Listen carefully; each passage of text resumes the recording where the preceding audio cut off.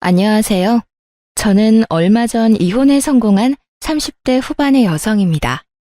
저는 고부 갈등이라는 단어는 TV나 인터넷으로 접했지 실제로 그런 일이 심심치 않게 벌어진다는 걸 몰랐어요. 저는 다른 친구들보다 일찍 결혼한 편이었고 그런 고부 갈등에 대한 이야기는 그냥 과장돼서 떠들어대는 이야기인 줄 알았거든요. 주변에 겪은 사람이 없었으니까요. 그리고 요즘 같은 시기에 누가 그런 마인드를 갖고 있냐며 다들 괜찮을 거라 말해줬거든요. 제가 결혼하게 된 남편은 작은 가게를 운영하는 자영업자였어요. 저보다 나이가 4살 많았죠. 그리고 저는 평범한 회사원이었어요. 결혼은 무난했지만 결혼 후가 문제였어요. 결혼 전에는 방긋방긋 잘 웃기만 하던 시모가 결혼 후에는 단 한 번을 웃어주지 않았거든요. 신혼여행을 다녀온 후부터 고부 갈등은 시작되고 있었습니다. 시모는 사람을 괴롭히는데 일가견이 있는 사람이었어요. 그건 저와 비슷한 처지에 놓인 동서도 공감할 정도였죠. 특히 제삿날에는 본인 기준의 완벽을 요하는 사람이었어요. 그런 주제에 손 하나 깜빡 안 하고 턱끝, 입으로만 사람을 부리는 스타일이었죠. 그날도 평소와 다름없이 시모가 마음껏 두 며느리를 괴롭히던 제삿날 중에 하루였어요. 예, 막걸리가 떨어졌구나. 가서 막걸리 좀 사와라. 미리 올 때 사오지 그랬어. 혹 제사 지내기 직전에 이렇게 없어서 발 동동 굴러야겠니? 네가 야무졌으면 고생할 일도 없는데 머리가 모자라면 손발이 고생한다는 말이 괜히 나온 말이 아니야. 제가 일부러 막걸리를 안 사온 것도 아니었어요. 남편이 나중에 사도 된다며 중간에 마트에 들리는 걸 거절한 탓이 더 크죠. 그 말을 하려다 남편을 슬쩍 보니 모르는 척하길래 저도 입국 닫았어요. 그런 말하면 고자질한다며 잔소리 시간이 2배로 늘 테니 그 상황은 피하고 싶었거든요. 저는 시모 말에 아무 대답도 없이 지갑과 폰만 챙겨가지고 밖으로 나갔어요. 그러자 뒤에서 한마디 하더군요. 아유, 뭐 저런 게 다 있어? 심부름을 시켰으면 나갈 때 네 하고 대답이나 하고 가던지. 대답 없이 물건만 쏙 챙겨가지고 기분 나쁘다는 표정 가득 짓는 거 보니 안 되겠다 안 되겠어. 어디 며느리가 돼서 집안 제사에 저런 표정을 짓는 거야? 나 젊었을 때면 회초리를 맞아도 모자랐을 거야. 안 들리는 척하면 속 편할 거라는 생각으로 밖으로 나갔어요. 마트로 가는 내내 막걸리 하나 때문에 이렇게 욕먹을 일인가 생각이 들었죠. 그 자리에서 한바탕 뒤집어도 됐었지만 제사만 지내면 집에 가잖아요. 집에 가서 쉬고 싶다 그 생각밖에 없었거든요. 그래서 참았던 거예요. 그렇게 마트에 들어갔는데 세상에 그날따라 제삿날 사야 하는 막걸리가 뚝 떨어졌더군요. 딱 그 브랜드만 썼거든요. 왜 그 브랜드만 쓰는지는 몰랐지만 앞뒤 설명도 없이 그것만 사오라고 했기에 그 브랜드만 샀는데 그게 없으니 어쩔 수 없이 그 옆에 있던 다른 브랜드를 사야 했어요. 혹시 몰라 또 다른 브랜드 한 명을 더 사서 시댁으로 갔죠. 시모는 막걸리 봉지를 휙 가져가 신경질적으로 열어보더니 새된 비명을 내지르더군요. 야, 너 이게 뭐 하는 짓이야? 넌 그렇게 제사를 자주 지냈는데 너희 시아버지 마시는 막걸리 이름도 몰라? 지금 몇 년째 네가 맏며느리로 일하는데 어떻게 다른 막걸리를 가져올 수가 있어? 너 지금 우리 집 무시하니? 어머님, 갔더니 그 브랜드 막걸리만 다 떨어져서 안 팔더라고요. 시간이 좀 늦어서 다른 곳 돌아볼 여유도 없었고요. 그래서 다른 브랜드 사왔는데 오늘만 그걸로 사용하면 안 될까요? 너 그걸 말이라고 하니? 정말 어이가 없어서. 이딴 식으로 제사 지낼 거면 오지 마. 얼마나 기분이 더러운지 알기나 해? 제사라는 건 정성이야. 그런데 이딴 정신머리로 제사상 차리는 거 부끄럽지 않니? 어휴, 내가 죽어서도 이럴 거 눈에 뻔히 보이니 내 속이 다 탄다. 솔직히 말해봐. 우리한테 이럴 거면 우리 아들이랑 결혼은 왜 했어? 막걸리 한 병에 이런 수많은 이야기를 들을 줄은 상상도 못했어요. 산 사람 취향 맞추는 것도 아니고 죽은 사람 제사 지낼 때 쓰는 술인데요. 이 술이나 저 술이나 똑같지 뭐가 그렇게 시시콜콜 따져야 하는 게 많은지 제가 가만히 있으니 더 폭주해서 난리가 나더군요. 잘난 너의 부모님이 그렇게 하라고 시켰니? 응? 너희는 대충 아무거나 그런 식으로 하라고 배웠어? 세상에, 이래서 가정교육이 중요한 거야. 너희 시아버지 돌아가셨다고 중요하지 않다고 여기는 것 자체가 예의 없고 경우 없는 짓이지. 그리고 둘째 며느리, 너도 마찬가지야. 너도 잘하는 거 하나도 없어. 손끝이 왜 그렇게 야무지지 못하니? 네 집안 사정도 우리가 잘 알고 있다만 그래도 이건 너무하지. 남의 집 재산 망쳐놓고 또 그러겠지. 우리도 우리 집에서는 귀한 딸이에요. 귀한 딸은 웃기고 있네. 그딴 식으로 할 거면 우리 집에서 당장 나가. 나도 이런 식으로 개념 없는 애들이랑 같이 지내고 싶은 생각 요만큼도 없으니까. 아주 말로 사람을 잡더군요.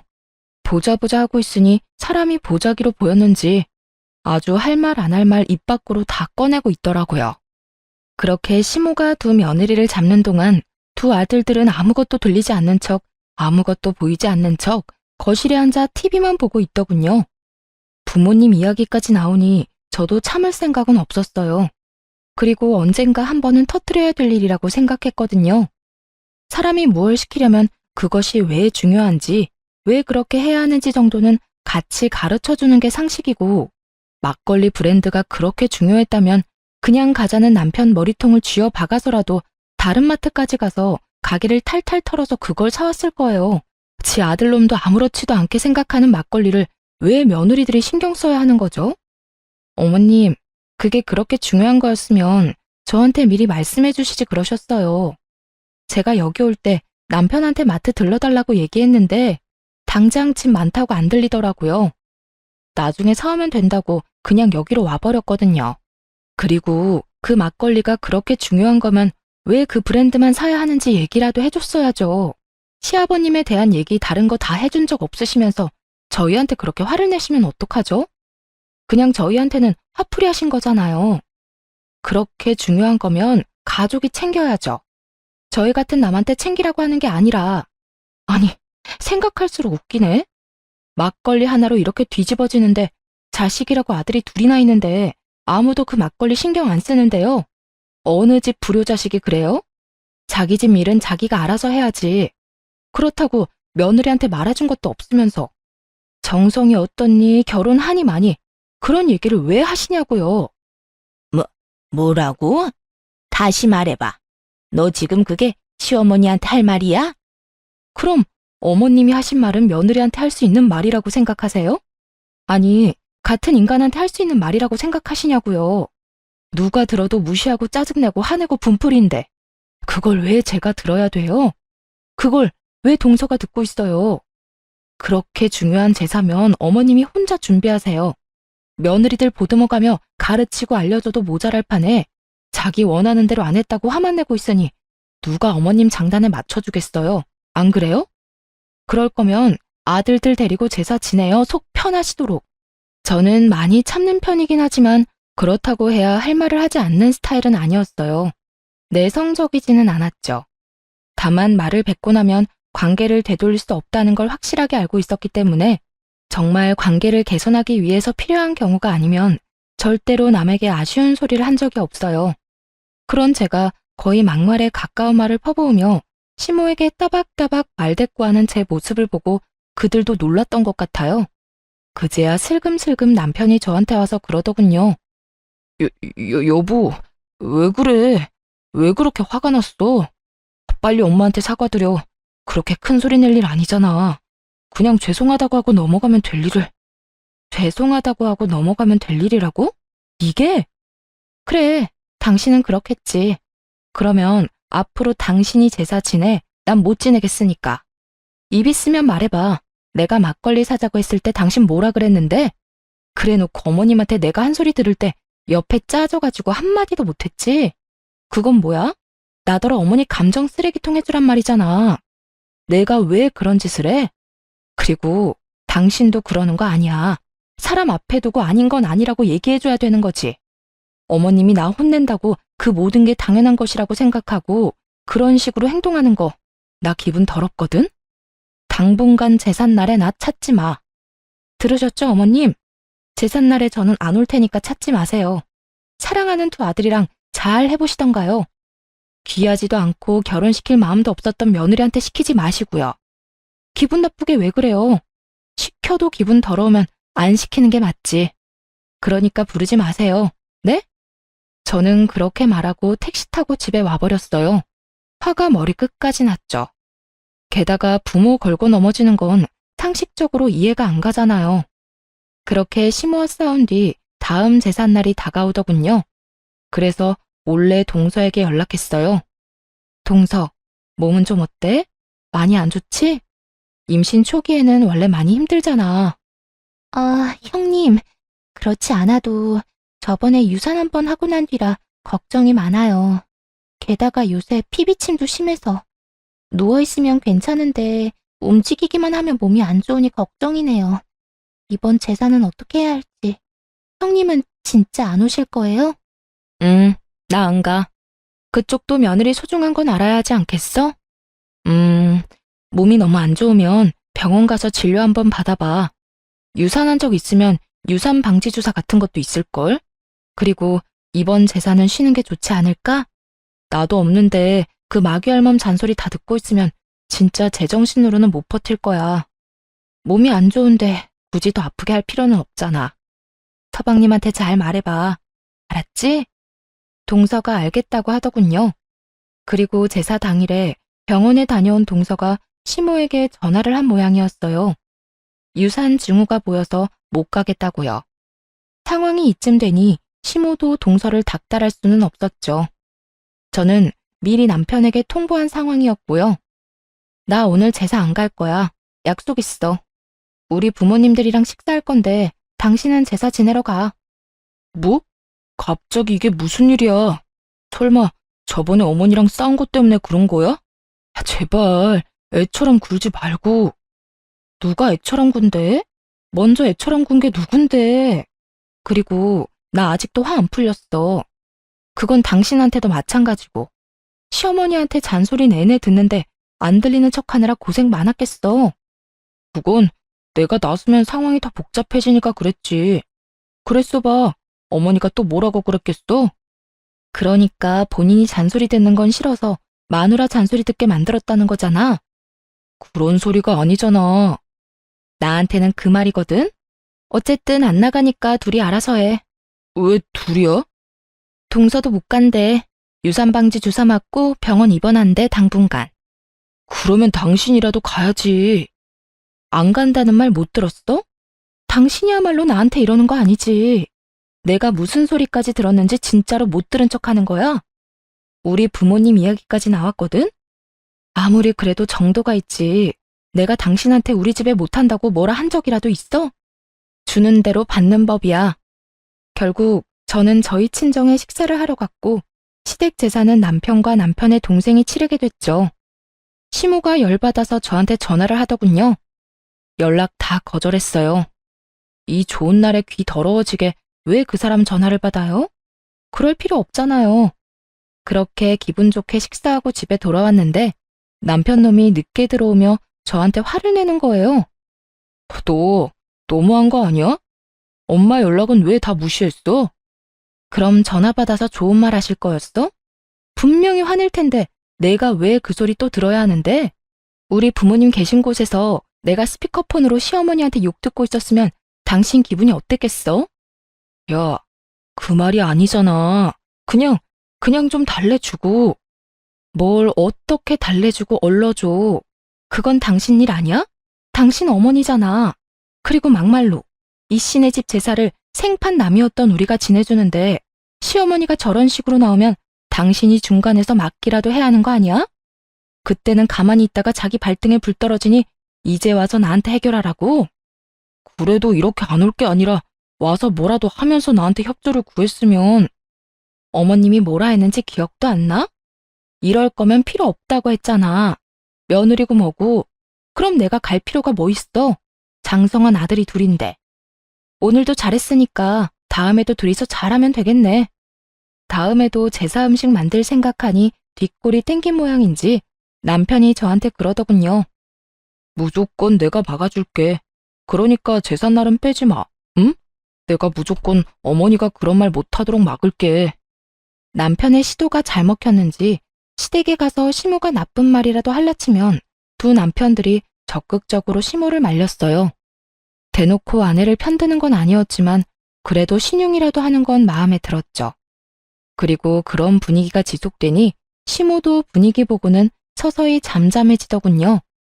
아들들이 잡혀 산다는 걸 눈치를 챈 모양이더라고요. 그렇게 시모와의 일이 어느 정도 마무리가 됐어요. 이제는 좀 편할 줄 알았던 제 앞날에 다시 먹구름이 낀 건 그로부터 2년 정도 지났을 때였어요. 그 전까지는 시모와 부딪힐 일 자체가 없어서 괜찮았는데 이번에는 남편에게 문제가 생긴 거예요. 여보, 이번 달 생활비가 안 들어왔는데 혹시 좀 더 기다려야 해? 어? 생활비. 요새 가게가 힘들어서 당분간만 당신 돈으로 생활비 해결 좀 해주면 안 될까? 가게 일 풀리면 다 갚을 테니까. 혹시 가게 많이 안 좋아? 무슨 문제라도 있는 거야? 그런 거 아니야. 요즘 가게 운영하는데 돈이 좀 많이 들어. 고장나는 기계도 많고 갑자기 목돈도 좀 나갔고. 매출은 그만큼 안 되는데 계속 돈만 나가니까 빚을 좀 졌어. 당신한테 말도 없이 미안해. 괜찮아. 가게 일이잖아. 당분간 생활비 걱정은 하지 마. 내가 내 월급으로 알아서 해결할 테니까. 너무 걱정하지 말고 가게나 잘 돌봐. 빨리 정상으로 돌아와야 안정되지. 그렇게 말하고 저는 남편을 위로해줬어요. 걱정이 돼서 그날 저녁부터 식사에 신경을 많이 썼어요. 남편이 좋아하는 반찬부터 시작해서 기력에 좋은 장어와 소고기, 전복 같은 걸로 요리도 꼬박꼬박 해다 먹였어요. 제 월급으로 생활비도 해결했죠. 그런데 그런 제게 청천벽력 같은 상황이 벌어졌어요. 그날은 남편이 저 대신 시댁에 간 날이었어요. 제가 시모와 마주하고 싶지 않다고 했더니 남편이 저 대신 시모가 부르면 가는 날이 많았거든요. 뭐 시모가 저한테서 아들을 뺏고 싶어서 자주 부른다는 것 정도는 예상했지만 이 시기에는 생각보다 자주 불려갔어요. 그런데 남편이 시댁에 가 있는 동안 남편 노트북으로 확인할 것이 있어 들어갔다가 말도 안 되는 메시저 내용을 확인하게 된 거예요. 남편이 누군가에게 문의를 한 내용이었는데 그게 충전과 관련한 내용이더라고요. 그런데 게임이니 카지노니 이런 말이 들어가 있는 걸 보니 아무리 문외한인 제가 보더라도 이게 사이버 도박이라는 건 모를 수가 없겠더라고요. 그걸 보는데 손이 덜덜 떨리는 것이 와, 그때 생각하면 아직도 머리가 새하얘져요. 사실 저희 삼촌 중에 한 명이 도박하셨던 분이 있었거든요. 할머니 댁을 완전히 풍비박산을 낸 그분은 나머지 가족들에게도 들러붙어서 도박 자금을 마련하려고 했죠. 그때 부모님도 그 삼촌 때문에 고생을 많이 해서 도박이라면 치를 떠시거든요. 그런데 사위가 도박을 한다는 이야기를 들으면 어떻게 나올지 상상도 안 되더군요. 저는 남편에게 당장 전화해서 따져 물을 생각이었어요. 그런데 제 폰이 먼저 울리더군요. 상대방은 시모였어요. 네, 어머님. 넌 도대체 어떻게 되내니?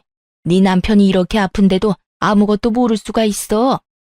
갑자기 그게 무슨 말씀이세요? 오늘 첫째랑 식사하러 왔다가 속이 안 좋다고 해서 병원에 들렀더니 간에 문제가 있다고 하잖아. 간경화란다. 너 아침밥도 안 먹이지? 밥도 제때 안 해주는 거지? 이것 봐. 내가 언젠간 너 이럴 줄 알았어. 도대체 어떻게 생활하길래 우리 귀한 아들이 아파? 밥도 안 주니? 일만 시켜? 돈 버는 기계로 보고 그러는 거냐고. 결혼을 잘못 시킨 거야. 너랑 결혼한 뒤로 애 몸이 이렇게 아프잖아. 그 말을 듣는데 순식간에 화가 나더군요. 그 귀한 자식이 사이버 도박을 하는 줄도 모르고 아프다는 이유만으로 며느리한테 모든 게 네 탓이라고 말하는 시모를 보니 어이도 없고 짜증도 났어요. 저랑 결혼한 지 이제 4년이에요. 4년 데리고 살았다고 몸이 망가져요? 그러면 애 저녁에 어머님이 건강하게 나아졌으면 될 일이잖아요. 왜 저한테 따지세요? 그리고 어머니 아들한테 물어보세요. 제가 아침 저녁으로 뭘 먹이는지. 생활비도 안 주는 놈한테 저녁마다 소고기, 장어, 전복, 몸에 좋다는 건 다 해다 바치는데 뭐요? 결혼을 잘못 시켜서 그렇다고요? 어디 가서 돈도 안 벌어다 주는 남편한테 그렇게 해주는 여자 있는지 물어나 보세요. 내가 어이가 없어서 왜 엄한 사람한테 화풀이해요? 매번 그런 식으로 사람한테 화풀이 좀 그만하세요. 듣고 있으면 기분 더러우니까. 여보, 어떻게 그런 말을 어른한테 할 수가 있어. 기분이 더럽다니. 엄마가 내 걱정 때문에 좀 과격하게 말하긴 했지만 그렇다고 해서 그런 말을 함부로 하는 건 아니지. 어른을 좀 공경해. 너 하는 거 보면 영락없이 철없는 애처럼 보이잖아. 빨리 사과해. 내가 사과를 왜 해? 사과하려면 어머님이 나한테 먼저 해야 하는 거 아니야? 말해봐. 당신 아픈 게 내 탓이야? 내 탓이냐고. 내가 식사 굶긴 적이 하루라도 있어? 내가 당신 건강 하루라도 안 챙긴 적이 있냐고. 내 몸 챙길 때마다 당신 몸도 꼬박꼬박 챙겼어. 돈 없다고 나한테 생활비 다 대라고 했을 때도 군말 없이 다 해주겠다고 했고. 그런데 뭐? 결혼을 잘못 시켰다고? 내가 병을 키웠다는 말인데 그게 맞는 말이냐고. 그래, 네가 내 건강 안 챙긴 적 없고 내 말 다 들어준 것도 맞아. 그치만 내가 말하는 건 다른 거잖아. 네가 우리 엄마한테 그런 식으로 행동하는 건 선 넘은 거라고. 선을 누가 먼저 넘었는데 어머님이 먼저 넘은 거 못 들었어? 아, 저번처럼 아예 못 들은 척 하려고? 그래, 됐어. 나도 당신 같은 사람하고 더는 못 살아. 이혼하자. 이혼하고 깔끔하게 정리해. 나는 어머님한테 사과할 마음 없고 그쪽도 그럴 마음 없으니까 그냥 여기서 각자 인생 사는 게 속 편하겠네. 안 그래? 야, 갑자기 무슨 이혼이야. 너 도대체 무슨 생각이야? 미쳤어? 이딴 일로 무슨 이혼 이야기를 꺼내? 아니, 해. 네가 뭘 잘못한 게 있다고 저 망할 년한테 잡혀 살아? 이 엄마가 너 도와줄 테니까 전연이 하자는 대로 해. 이혼한다 하면 누가 무서워할 줄 알아? 너같이 못된 애한테는 우리 애가 아까워. 너하고 우리 아들 이혼하고 나면 내가 더 좋은 여자하고 결혼시킬 거다. 그러니까 지금 당장 이혼해. 어머니, 안 돼요. 지금 저는 이혼할 만한 상황이 아니라고요. 발등에 불 떨어진 남편이 끙끙대더군요. 시모에게 뭐라고 이야기는 하고 싶었겠죠. 그런데 지가 도박하느라 돈 다 잃고 빈털터리에 마누라한테 생활 책임지게 하고 있다는 말을 할 수 있을 리가 없잖아요. 어떻게든 속이고 싶어 할 텐데 저는 솔직하게 말해서 잘 됐다 싶었어요. 이대로 이혼하면 제일 깔끔하니까요. 도박하는 놈 뒤치다꺼리 하느니 이대로 헤어지는 게 맞는 거잖아요. 아무것도 모르는 시모는 이혼하라고 난리고 남편 놈은 생각 없이 꺼낸 한마디에 생각지도 않았던 이혼 이야기를 들었으니 당황했을 거예요. 결국 남편 놈이 집까지 헐레벌떡 달려왔더군요. 그러더니 다짜고짜 그러는 거예요. 진짜 이혼할 거야? 나는 절대로 이혼 못해. 왜 우리가 이혼을 해? 내가 사과할게. 엄마가 한 말 모두 내가 사과한다니까. 그러니까 이혼 이야기도 꺼내지 마. 아니, 나는 이혼할 건데? 어머님의 괴롭힘, 그리고 아까 전과 같은 언어폭력. 내가 그런 걸 어느 정도 참으면서 살았던 건 오로지 당신에 대한 믿음 하나뿐이었어. 하지만 그 믿음에 당신이 돌려준 게 뭐야? 그래서 나도 엄마랑 너 사이 최대한 중재했잖아. 아니, 그거 말고 너 나 몰래 도박했잖아. 여태 가게가 힘들어서 빚 만들었다는 것도 싹 다 거짓말이잖아. 너 도박한 거 이미 다 알고 있어. 제가 도박 이야기를 꺼내자마자 남편 놈이 아무 말 못하더군요. 언제까지 속일 생각이었어? 나한테 아무 말 안 하고 언제까지 나 우려먹을 생각이었는데 니네 엄마 때문에 힘든데 당신마저 도박을 해? 두 사람이서 쌍으로 나를 말려 죽이려고 작정을 한 거지? 그럼 나도 내 살 길 찾아가야 하지 않겠어? 그래서 이혼하자는 거야. 고맙게 생각해. 내가 당신 엄마 앞에서 도박 이야기 안 한 거. 결국 도박 이야기를 꺼내고 나서야 이혼을 하기로 했어요. 남편이 시댁에 어떻게 말했는지는 몰라도 시모는 전화 와서 아주 속 시원하다며 저를 비웃더라고요. 그래, 잘 생각했다. 네가 한 일 중에 제일 잘했어. 우리 아들하고 이혼하고 잘 살아봐라. 네가 우리 아들만큼 잘난 남자 다시 만날 수 있겠어? 어림도 없지. 내가 그렇게 되지 않도록 말 잘 듣고 싹싹하고 예쁜 여자로 재혼시켜줄 거니까. 네, 알아서 하시고요. 그냥 저는 저한테 피해만 안 주면 돼요. 이혼한 사이니까 완전 남인 거 맞죠? 저한테 나중에 딴소리 하시면 안 돼요. 제 말이 허풍이라고 생각했는지 시모가 그러더군요. 피해? 네가 우리 아들한테 준 피해는 생각도 안 하지? 오냐, 내가 죽었다 깨도 너한테 연락할 일은 없을 거다. 우리 아들도 마찬가지고. 그렇게 전 남편과 이혼하게 됐네요. 도박 자금 마련해달라고 하기 전에 이혼하게 돼서 얼마나 다행인지 몰라요. 그런데 몇 달 지나지 않아 예전 동서가 잠깐 보고 싶다고 하더군요. 시모의 구박을 둘이서 함께 받은 사이였다 보니 생각보다 정이 많이 들어서 이혼 후에도 이래저래 연락을 지속하던 중이었어요. 동서는 반쪽이 된 얼굴로 저를 보자마자 하소연했어요. 형님, 저 더 이상은 못하겠어요. 어머님이 형님 나가고는 2배로 괴롭혀요, 2배로. 말만 하면 너는 첫째처럼 하지 마라. 너 지금 굉장히 첫째 며느리 같은 거 아냐? 아니, 내보냈으면 그냥 깔끔하게 잊고 살면 될걸. 왜 자꾸 매번 그걸 다시 상기시키려는 건지 이해가 안 돼요. 아, 진짜? 그 할망구도 여전하네. 이제 막 애 낳고 산후조리하는 애를 괴롭혔다고?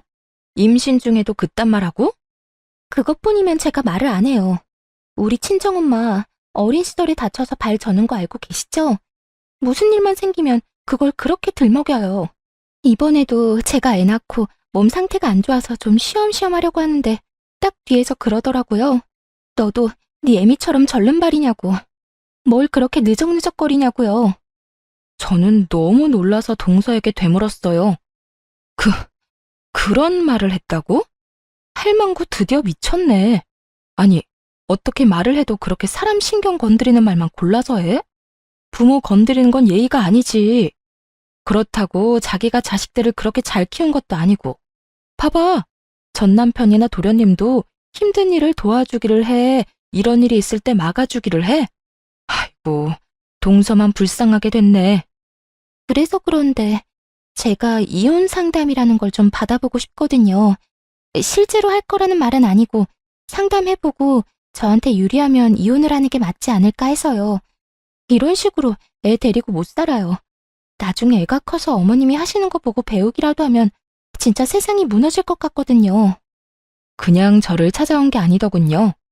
아무래도 제가 이혼하고 난 뒤로 워낙 시모가 많이 괴롭힌 것도 있지만 시동생이 동서를 도와주지 않아서 그런 것 같았어요. 그래서 제가 동서에게 명함을 하나 건넸죠. 나 이혼할 때 봐준 변호사 사무소야. 이혼 전문이라 최대한 동서한테 도움되도록 도와줄 거고. 근데 이렇게 시모 괴롭힘으로 이혼하는 거면 그 증거도 갖고 있어야 하거든? 동서가 좀 힘들고 귀찮겠지만 녹음이라던가 녹화, 폰 문자 내역 같은 것도 다 증거로 수집해놔야 할 거야. 고마워요, 형님. 정말 그 집구석 인간들한테 본때를 보여주려고요. 불쌍한 우리 친정엄마를 걸고 넘어졌을 때 이미 선 넘었거든요. 그렇게 동서도 이혼을 준비하더니 곧 시댁에 통보가 갔더군요. 둘째 며느리의 이혼 이야기까지 나오자 그제야 발등에 불이 떨어진 걸 실감했는지 시모가 저 이혼할 때와는 다른 행동을 하기 시작했어요. 동서에게 가서 붙잡았다고 하더군요. 이혼 안 하면 안 되겠냐고요. 저한테 뭐라고 했는 줄 알아요? 글쎄, 자기가 치매에 걸렸던 것 같다면서 설마 자기가 나한테 이런 말을 했겠냐며 시치미를 뚝 떼더라고요. 치매는 무슨... 제삿날을 하루도 안 빼먹고 기억하는 양반이 치매 걸렸다고 우기는데 진짜 어이가 없더라고요. 제가 저희 친정엄마 절름발이라고 그거 가지고 나한테 괴롭힌 거 기억하냐고 물었더니 그때는 또 뭐라는 줄 알아요? 그런 이야기가 아니었대요. 아픈 부모님도 있는데 네가 더 잘해야 되지 않겠냐는 의도로 말한 거라고 하는데 형님 말대로 통화 녹음 내역 안 가지고 있었으면 빼도 박도 못하고 소송 질 뻔했어요. 진짜 그런 식으로 말했어? 나쁘네, 진짜 나빠. 그래도 이혼했으니 다행이야. 이제 어떡하기로 했어? 저는 친정으로 내려가려고요. 엄마가 발을 절기는 하지만 그 외에는 다 성하고 도리 엄마가 애 보고 싶으니 친정에서 살라고 하더라고요. 봐서 위조로 받은 돈이랑 재산 분할 받은 거 좀 더 보태서 부모님이랑 같이 살 수 있도록 좀 더 큰 집으로 이사 가려고요. 그래, 잘 생각했네. 동선에도 반반이지? 우리도 반반 내고 아파트 샀거든. 그럼 동서 전 남편도 이제 시댁에 들어가는 건가? 우리는 아파트 팔고 돈 나눴거든. 뭐, 그럴 것 같더라고요. 차라리 잘 됐죠. 그렇게 아들 노래를 부르더니 그렇게 좋아하는 아들 둘이랑 다시 셋이서 알콩달콩 잘 살게 됐으니까요. 그분 원하시는 대로 된 거네요. 저와 이혼한 전 남편도 재산 분할 후에는 빚만 남아있는 상태라 결국 시댁으로 들어갔거든요. 그리고 이번에 또 시동생이 추가된다니 얼마나 웃긴 상황인지 말 안 해도 알 수 있었죠. 이제부터 시모는 두 아들을 건사해야 하는 상황이 온 거예요. 며느리가 없으니 식모처럼 두 아들 밥을 챙겨야 했고 매일 청소까지 해야 했죠. 그 소식을 듣는데 어찌나 고소하던지 매번 며느리 하는 거 없다며 말로만 난리치던 시모가 이제는 그 며느리들이 하던 거 고스란히 하고 있었으니 그것도 하루 이틀이죠. 70이 다 돼가는 노인이 안 힘들 수가 없잖아요. 결국 자기 생각이 틀렸다는 걸 몸이 힘들고 나서야 인정한 시모가 동서에게 연락한 모양이었어요. 동서한테 얼토당토 않은 말을 했다더군요.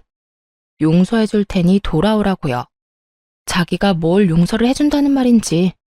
사람 괴롭혀놓고 도리어 자기가 용서해준다는 말을 하는 시모를 보며 아직도 제정신 못 차렸네 싶었어요. 그런데 동서가 저한테 시모가 연락 왔었다는 말을 한 뒤에 얼마 지나지 않아 시모가 저에게도 연락을 했더라고요. 저는 아예 연락을 받지 않았어요.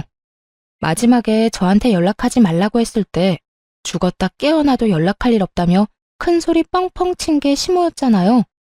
그래서 저는 시모 연락 자체를 받지 않았죠. 그리고 문자 남겼어요. 전화하지 마시라고 할 말 없다고 말이죠. 아주 칼같이 끊어냈더니 더 이상은 아무런 연락이 없었어요. 결국 체념했는지 다 큰 두 아들 뒤치다거리나 하며 살고 있다고 들었어요. 그래도 도박쟁이 첫째 아들이 제정신은 차렸나 보다 싶었던 그때 드디어 폭탄이 시댁으로 날아갔더라고요. 저도 폭탄이 시댁에 떨어진 줄은 몰랐는데 다짜고짜 시모가 찾아오게 되면서 알게 됐어요. 야, 네가 우리 아들 돈 가로챘지? 우리 아들한테 돈 빌리라고 해놓고 빚 만들었잖아. 이 나쁜 년, 당장 안 나와? 현관문을 두드리며 문 앞에서 난리를 피우는 시모를 보며 아, 드디어 그 문제를 시모가 알았구나 싶었어요. 그런데 이번에도 또 제 탓을 하더군요. 이혼한 지 1년이 다 되어 가는데 말이죠. 저도 열받아서 문을 확 열었어요. 문 앞에 기대서 문을 두드리던 시모 몸이 뒤로 확 밀렸죠. 야! 죽일년, 네가 그랬지? 우리 아들한테 무슨 짓 했어? 이혼하기 전에 돈 다 빼먹고 애한테 빚만 남겨? 오냐, 이런 식으로 나오겠다 이거지? 왜 아무 상관없는 나한테 와서 이 난리예요? 연락 안 한다고 하지 않았어요? 무슨 일로 여기까지 와서 행패냐고요.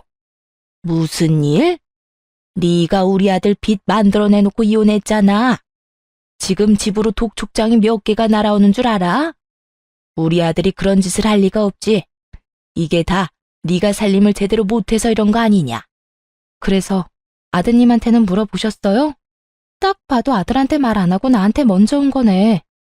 아들한테 물어보면 어떻게 돌아가는지 정확하게 알 수 있을 건데요. 하긴 그 인간이 진실을 말해줄 리도 없지. 그럼 잘 들으세요. 당신 귀한 아들 도박쟁이에요. 도박하느라 억대 빚을 지고 나한테 생활비며 집안에 드는 돈 다 맡긴 인간이에요. 이제 아시겠죠? 그 독촉장도 다 도박 빚지고 못 갚아서 날아온 거라고요. 도박? 우리 아들은 절대 아니야. 집에서 한 발짝도 밖으로 안 나가는데 무슨 도박이야? 네가 우리 아들한테 덮어 씌우려는가 본데? 요즘에 누가 도박을 밖에 나가서 해요. 사이버 도박이라고 인터넷으로 하는 거 있어요. 궁금하시면 주변 사람 도움받아서 알아보시던가요. 여하튼 저한테는 아무 문제 없어요.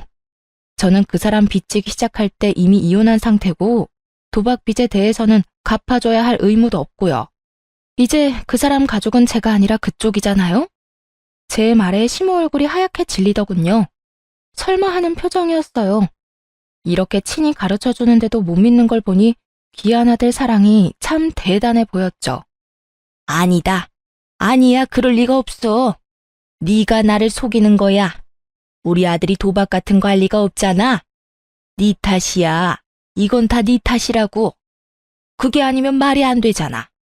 성실하고 착한 우리 첫째가 왜 그런 짓을...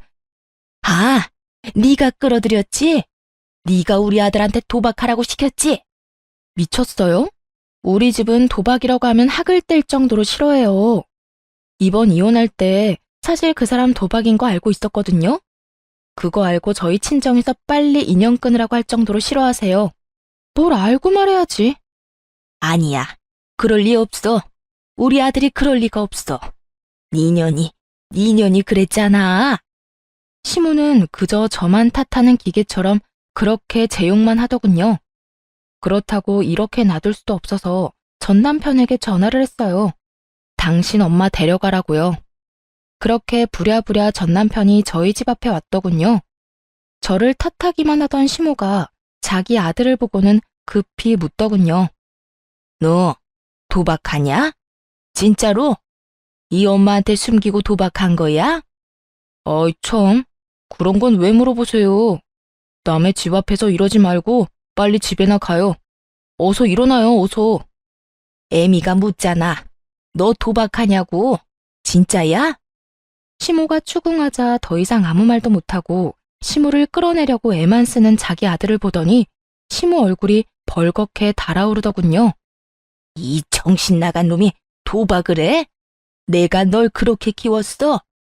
그게 얼마나 무서운 병인지 알고나 하는 거야? 너 그거 손모가지를 끊어도 못 끊는 게 도박이야. 그걸로 지금 빚을 억이 넘도록 지고 망할 것 같으니라고 네가 그러고도 엄마 집에 기어들어와? 양심이라는 게 있는 놈이야? 시모가 눈 돌아가니 정말 무섭더군요.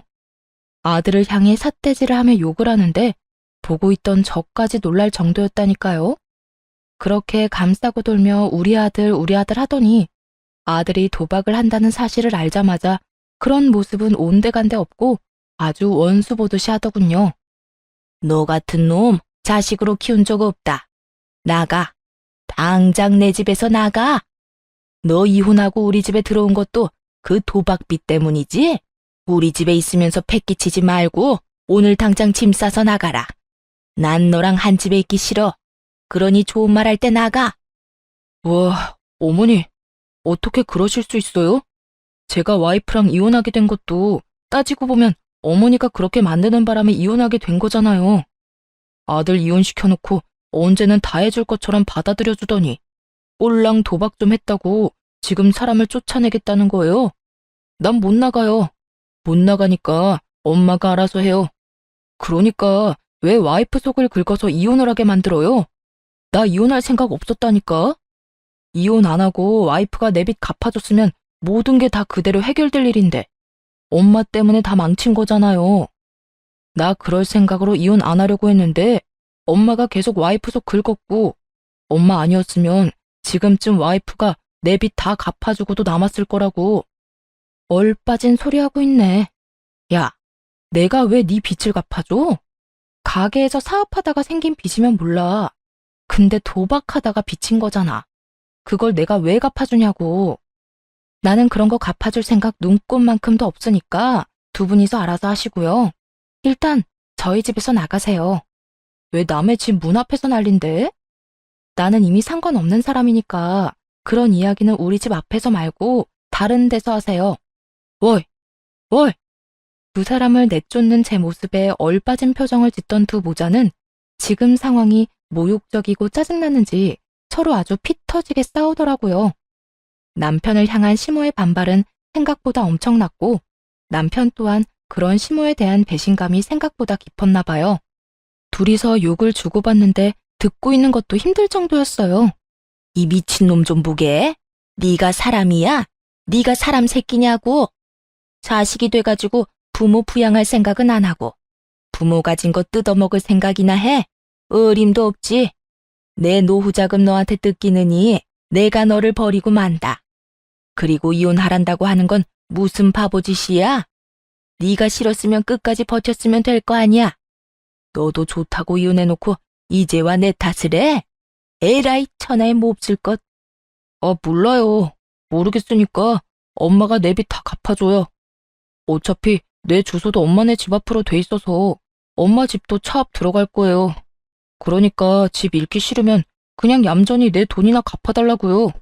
적반하장이라는 말이 참 잘 어울리더군요. 게다가 이혼하고 나니 뻔뻔함도 늘었고요. 이혼하고 나서 저런 모습을 알게 돼서 정말 안도의 한숨을 내쉬었어요.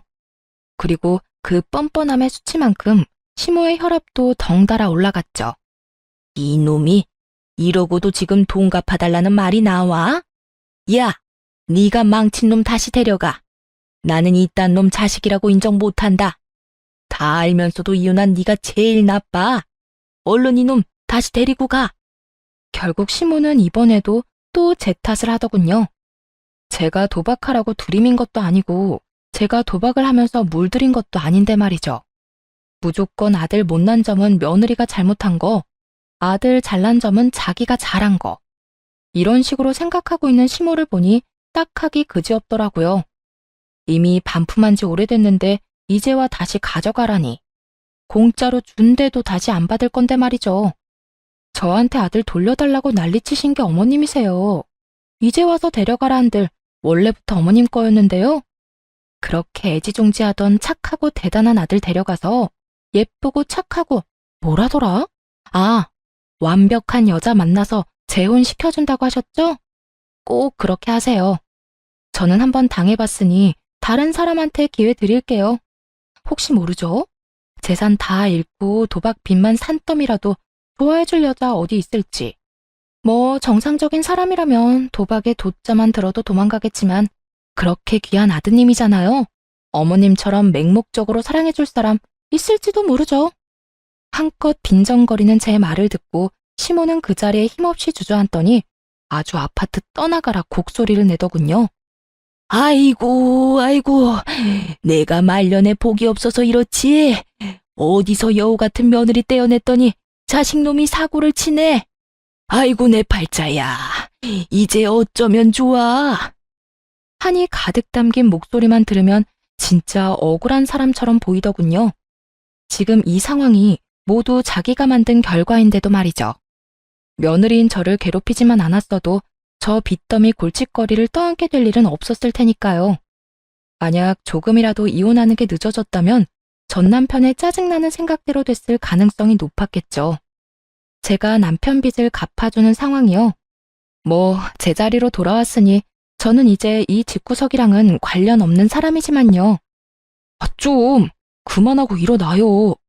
언제까지 여기서 창피하게 이러고 있을 건데요. 빨리 일어서요. 자신을 일으켜 세우는 아들놈의 손을 탁 내친 시모가 자기 아들을 잡아먹을 것 같은 눈을 하고 자리에서 일어나 엉덩이를 툭툭 털며 경고를 날리더군요.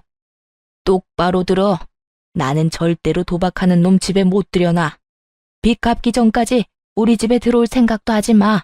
알아들었어? 그러더니 시모 혼자 뒤뚱뒤뚱 걸어가더군요. 전 남편은 아무 말도 못한 채 그저 시모 뒷공무니만 쫓고 있고요. 빚진 거마저 제 탓이라며 우리 집에 와서 온갖 분란만 만들어 놓고 돌아갈 때 사과 한마디도 없는 둘을 보니 참 똑같구나 싶었어요. 얼마나 제 탓이 하고 싶겠어요? 근데 정작 제 잘못이라고는 없으니 뱉어낼 말도 없는 거겠죠. 그렇게 돌아간 두 사람의 앞에 기다리고 있던 건 슬픈 고난의 길뿐이었더라고요. 전 남편이 뭐라고 시모를 설득했는지 모르겠지만 결국 시댁집을 팔았다더군요. 그리고 월세로 이사를 갔더군요. 시댁집 판 돈으로 도박빚을 갚으려는데 그걸 전 남편이 홀라당 다시 도박에 날려버렸다네요. 그거 알고 시모가 전 남편을 두들겨 패면서 욕을 한 바가지를 했답니다. 그게 어떤 돈인데 그걸 또 도박에 쓰냐고.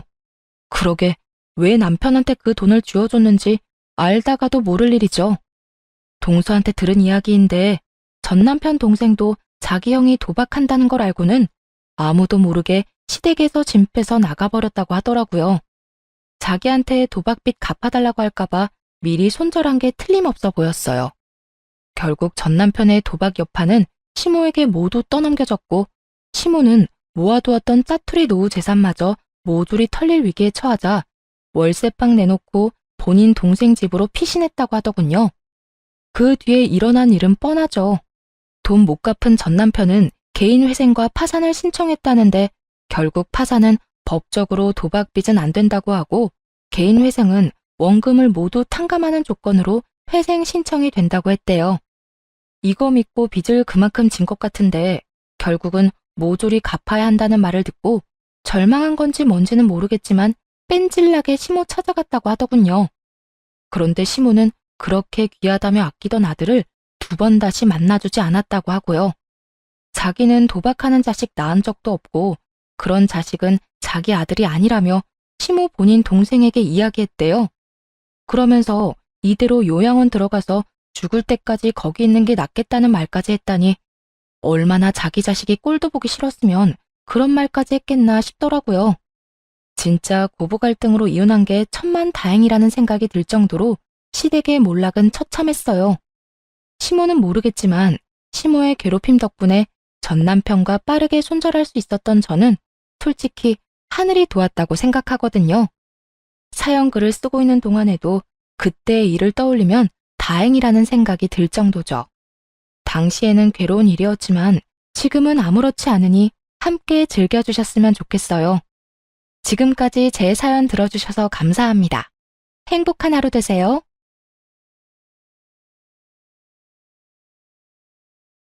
안녕하세요. 저는 얼마 전에 이혼에 성공한 40대 초반의 평범한 여성입니다. 제가 남편과 이혼하게 된 이유는 친정에 줘야 할 것들을 어떻게든 줄이려던 시댁과 남편 때문이었는데요. 오늘 그 때문에 많은 것을 잃어야 했던 시댁과 전 남편에 대한 사연을 알려드릴까 해요. 저와 남편은 소개팅으로 만나고 1년의 열애 끝에 결혼하게 됐습니다. 당시에 남편 집은 꽤나 잘 사는 집이었고 저희 집은 그다지 잘 사는 편은 아니었죠. 제가 어릴 때는 가난하지 않았던 것으로 기억하는데 그 뒤로 아버지의 사업이 망하면서 점점 안 좋아졌던 것 같아요. 그래도 부모님의 헌신 덕분에 힘든 상황에서도 대학을 졸업하고 대기업에 취직할 수 있었죠. 시댁에서는 저를 탐탁지 않게 여겼지만 그나마 대기업 직장인이라는 타이틀 하나만으로 받아들여 준 것 같았어요. 그렇게 결혼하고 집을 구하는데 괜찮은 곳을 찾을 수 없었어요. 직장과 가까우면 너무 금액이 컸고 금액을 맞추면 직장과 너무 멀어지는 상황이니 어느 한 곳 정하는 것이 힘들었어요.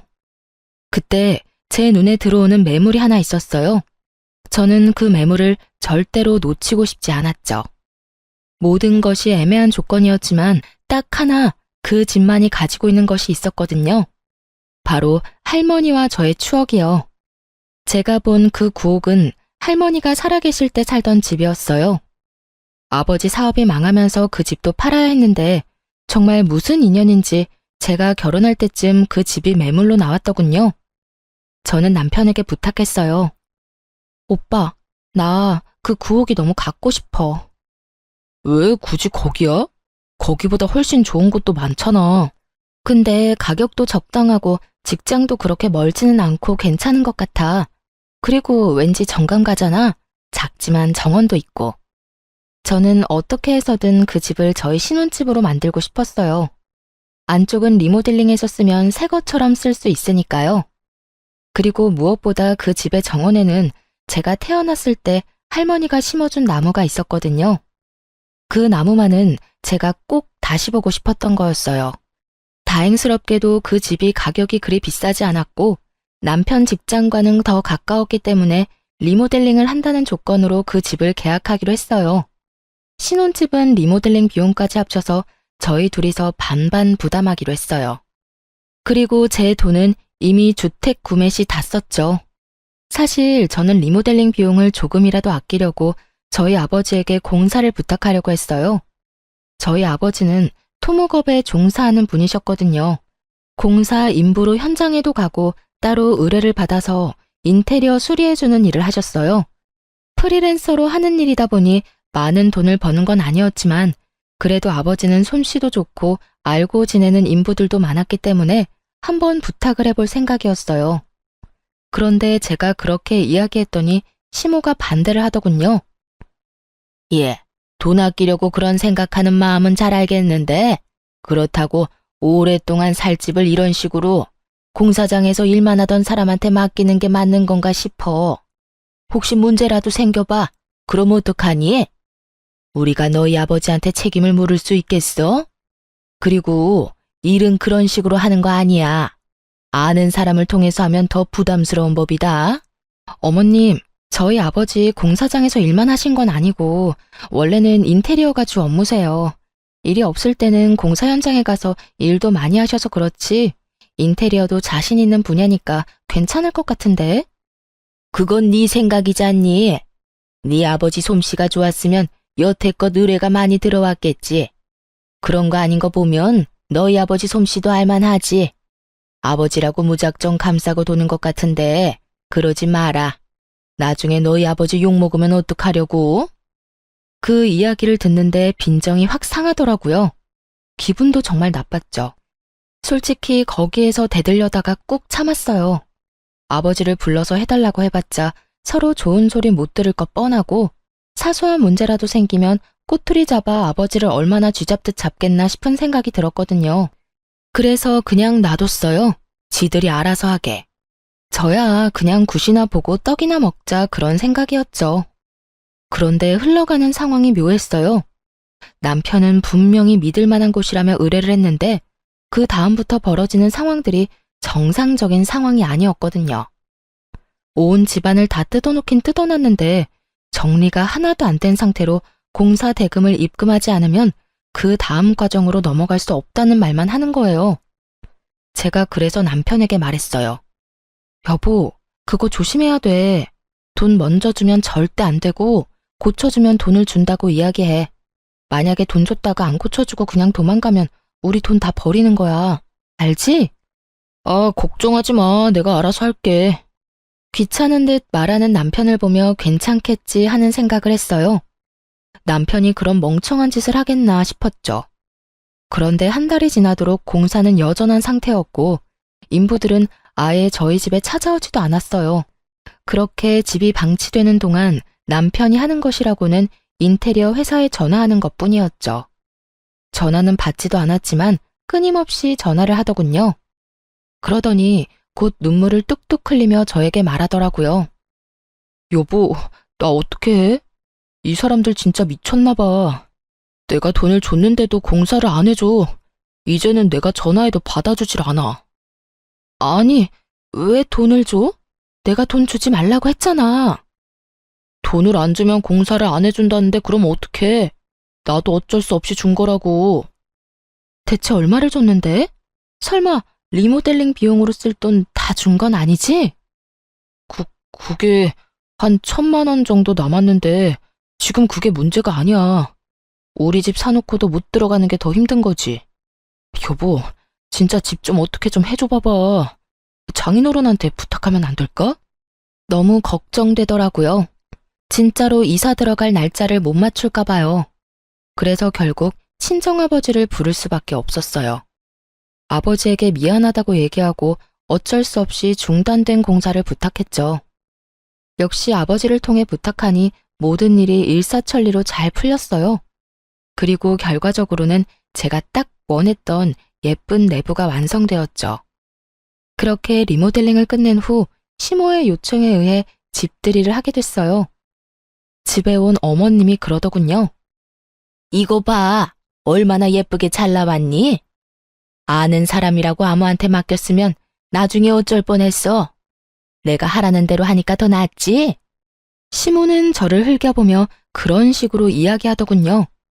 그 집이 저희 친정아버지가 리모델링 한 거라고는 상상조차 못하는 얼굴이었어요. 저는 속으로 너무 웃겼어요. 무시하던 저희 아버지가 한 리모델링에 감탄하며 칭찬하는 시모를 보는데 속이 어찌나 시원하던지. 그리고 그때 집들이 왔던 고모님이 칭찬을 하고 난리가 났어요. 질부, 너무 예쁘다. 집 어느 회사에서 했어? 우리 집도 이제 다 낡아서 리모델링 해야 되는데. 우리는 이제 곧 이사 가야 하는데 리모델링 하면 돈 더 많이 받을 수 있으니까 생각하고 있어. 정말로 어디서 한 거니? 가르쳐 줄 수 있어? 제가 미소만 지으며 가만히 있자 남편이 고모들을 향해 그렇게 말하더라고요. 이번에 우리 리모델링 우리 장인어른이 해주셨어. 업체 통해서 하는 것보다 더 잘 돼서 나도 기분 좋아. 정말? 너무 좋겠다. 역시 아는 사람 통해서 하면 깔끔하고 좋다니까. 혹시 연락처 가르쳐 줄 수 있니? 우리 집도 어떻게 좀 안 될까? 친정아버지의 솜씨를 찬양하는 고모들을 보며 시모는 깜짝 놀란 듯 하더군요. 아무 소리도 못하고 그 사이에서 입만 꾹 다물고 있더라고요. 옳게, 사돈댁 연락처 좀 알려줄 수 없어? 이렇게 솜씨 좋은 사돈 소개도 안 시켜주고 너무하네. 우리 저번에 리모델링 해야 한다고 말한 적 있잖아. 그때라도 얘기 좀 해주지 그랬어? 그랬으면 여태껏 발품 파는 일 없었을 텐데. 그러게요. 저도 우리 사돈댁이 이렇게 능력이 좋은지 몰랐네요. 아니 며느리가 매번 겸손하게 이야기해서 나는 또 이렇게 출중한지 모르고 고모들 눈에도 예뻐 보이는가 보네요. 그래, 내가 딱 원하는 인테리어가 이런 거였어. 너무 젊지도 않고 너무 나이 들어 보이지도 않고 딱 감각적으로. 그렇죠? 걱정 마세요. 제가 사돈한테 잘 말해서 예쁘게 잘해달라고 말을 해놓을게요. 저희 아버지를 공사장에서 일하는 인부 정도라고 생각하며 무시하던 시모 입에서 결국 친정아버지 칭찬하는 말이 입 밖으로 술술 나오더군요. 속으로 정말 고소했거든요. 그렇게 무시하던 저희 아버지 진가를 당신 입으로 말하는 기분이 어떤가 묻고 싶을 정도로요. 그렇게 집들이가 끝나고 친척들이 모두 집으로 돌아갔어요. 그리고 본격적인 추궁 타임이 시작됐어요. 그 추궁의 주인공은 남편이었죠. 이게 어떻게 된 거야? 너 다른 업체 알아본다더니 왜 너희 장인어른한테 신세 졌니? 엄마, 그게 아니라 저도 상황이 좀 급해서. 남편이 아무 말도 못하고 우물쭈물하자 답답했던 시모가 저를 보며 물었어요. 너 설마 중간에서 너희 아버지한테 일 주자고 말한 거니? 그래서 너희 아버지가 리모델링 한 거야? 아니요. 저는 아버지에게 부탁한 적 없고 남편이 업체 찾아서 리모델링 하려고 했어요. 그런데 리모델링 업체가 사기꾼이었는지 집을 다 뜯어놓고는 돈만 홀라당 가져갔지 뭐예요? 제가 남편한테 돈 절대 입금하지 말라고 했는데 결국은 어머님한테 받은 돈 중에 1,000만 원만 남기고 싹 다 입금하는 바람에 그 사람들은 도망가고 집은 엉망진창이었어요. 업체는 나중에 찾아가니 아예 없는 주소고요. 그렇게 사기당했다며 울면서 저한테 부탁하는데 그럼 어떡해요? 저라도 뾰족한 수가 있는 건 아니잖아요. 그래서 아버지한테 부탁한 거예요. 다행히도 아버지가 깨끗하게 마무리해 주셨고요. 제 이야기를 듣는 내내 시모의 인상이 찡그려지더니 지끈거리는 이마를 부여잡고는 자기 아들에게 소리를 질렀어요. 너 미쳤어? 그 돈이 어떤 돈인데 사기꾼한테 돈을 줘? 일을 안 했는데 돈을 왜 줘? 너 진짜로 돈 다 날린 거야? 1,000만 원밖에 안 남은 거면 확실하냐고? 엄마, 아니, 나도 잘해보려고 그랬지. 돈 주면 잘해줄 것 같아서 그랬는데 그렇게 도망갈 줄 누가 알았겠냐고. 왜 몰라? 일도 안 하면서 돈 달라고 하는 놈은 사기꾼이지.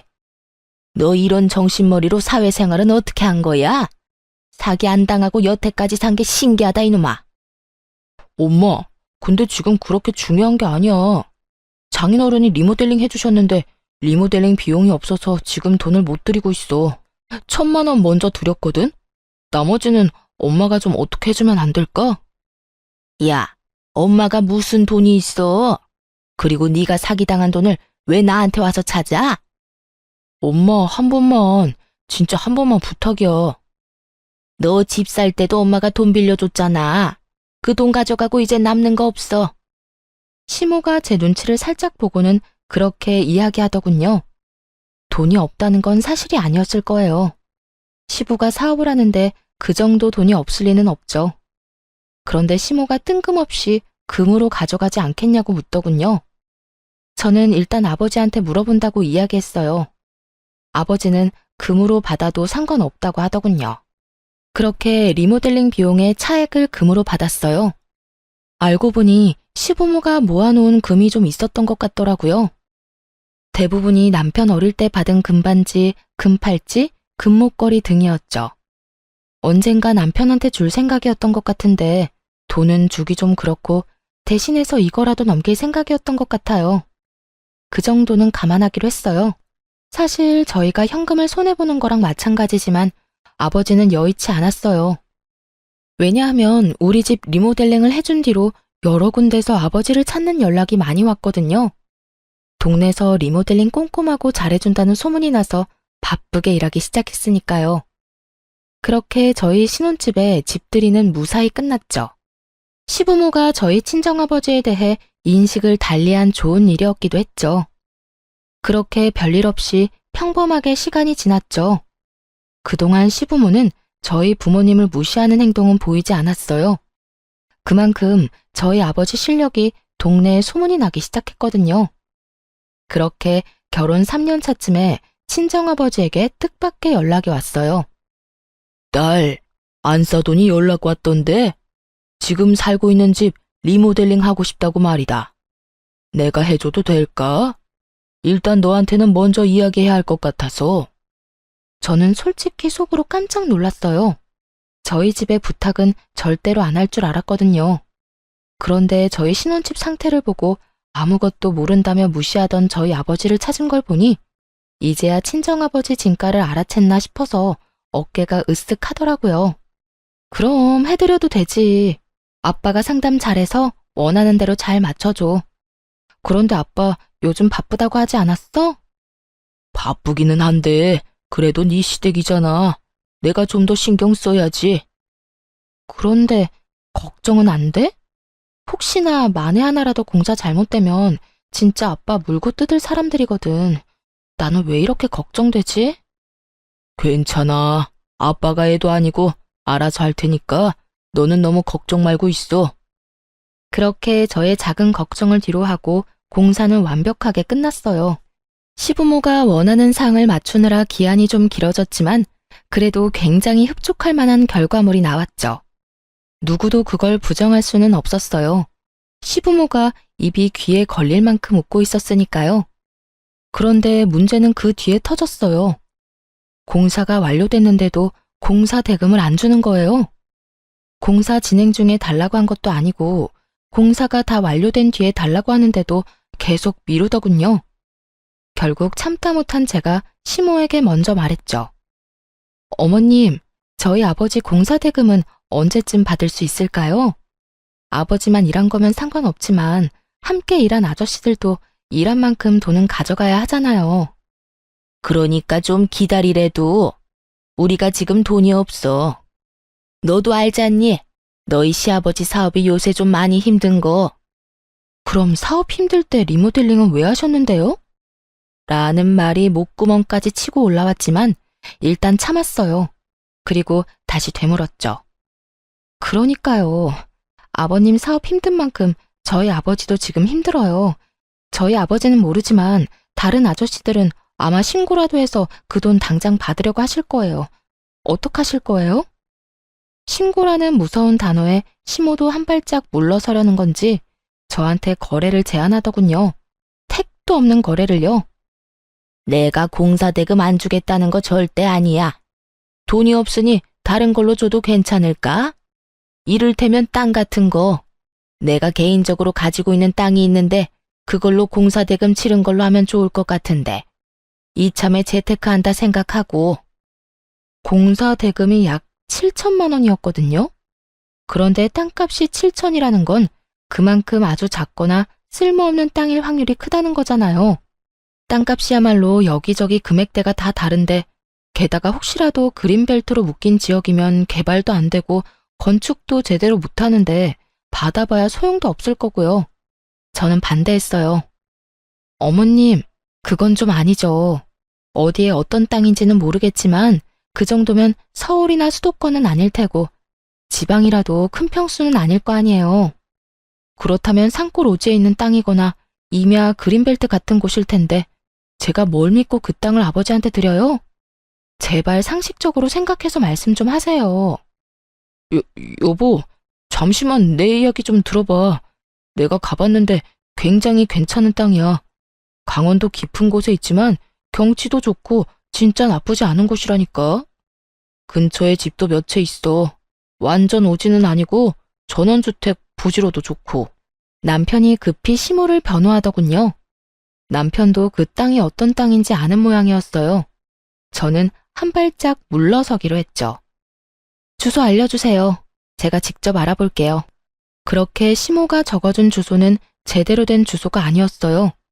근데 두 사람은 제가 바보라고 생각했나 봐요. 아님 그 정도의 상식도 없다고 생각했을까요? 어쨌든 제가 그 주소로 등기부등본을 뗄 거라고는 생각도 못했던 것 같더라고요. 그 주소로 등기부등본을 떼니 소유주가 시모가 아니었거든요. 분명히 주소를 잘못 적어준 게 분명해 보였어요. 그래서 어떻게 할까 하다가 남편 컴퓨터로 인터넷에 들어가서 내 토지 찾기를 찾아서 확인하기로 했어요. 시모에 공인인증서가 있어야 했지만 남편이 예전에 공인인증서 갱신해주고 남편 컴퓨터에 저장하는 것까지 옆에서 본 적 있거든요. 공인인증서 비번도 남편이 포스트잇으로 화면 옆에 딱 붙여놔서 바로 확인 가능했죠.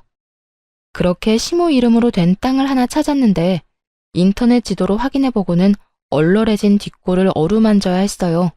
딱 봐도 강원도 산골 완전 오지인데다가 무엇보다 맹지였어요. 그 토지에 인접한 도로라고는 없었거든요. 이딴 땅을 7천만 원짜리 공사대금과 퉁치려는 시모에게 악감정만 드는 그때 순간 스치는 기억이 있었어요. 남편과 연애할 때 남편이 그런 말을 한 적 있었거든요. 우리 어머니 얼마 전에 사기당했어. 몇 년을 알고 지내던 분이었는데 엄마한테 좋은 땅 있다면서 같이 보러 가서는 다른 좋은 땅 보여주고 실제로는 도로도 없는 맹지를 팔았더라고. 그것 때문에 지금 집에서는 난리야. 엄마가 그 쓸모도 없는 땅을 1억을 넘게 주고 사는 바람에. 아이고, 너희 어머니 힘드시겠다. 원래 속이려고 작정하면 어쩔 수 없댔어. 몇 년을 알고 지내면서 밑밥 갈 줄 누가 알았겠어? 오늘 들어가서 어머니 잘 위로해드려. 정말 제 기억력에 찬사를 보내주고 싶었죠. 찰나에 거기까지 생각이 떠오르더라고요. 괘씸한 생각이 먼저 들었어요. 시부모가 힘들게 사는 거면 몰라도 작지만 자기 이름으로 된 회사가 있고 집도 있고 다 있는데 왜 저희한테 이런 짓을 하나 싶었죠. 정말 속으로 오만 가지 생각이 다 들었어요. 그리고 결론은 그거였어요.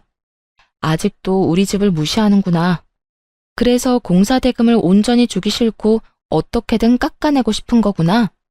그래도 지들이 싼 똥을 우리더러 치우도록 만드는 거구나. 거기까지 생각이 미치니 저도 더는 참고 있을 수는 없겠더라고요. 시댁으로 갔죠. 남편도 그쪽으로 오라고 했고요. 다들 모였을 때 제가 단도직입적으로 말했어요. 어머님이 주시겠다는 땅 제가 찾아봤어요. 산골 오지에 맹지던데요. 그런데 그거 예전에 부동산 사기당했을 때 뭣도 모르고 사신 땅 아니에요? 왜 그걸 저희한테 떠넘기려고 하시는 거예요? 저희가 그렇게 바보로 보여요? 거기까지 알아낼 줄은 몰랐는지 다들 당황하며 눈치만 보더군요. 당신 주소는 어떻게 알아낸 거야?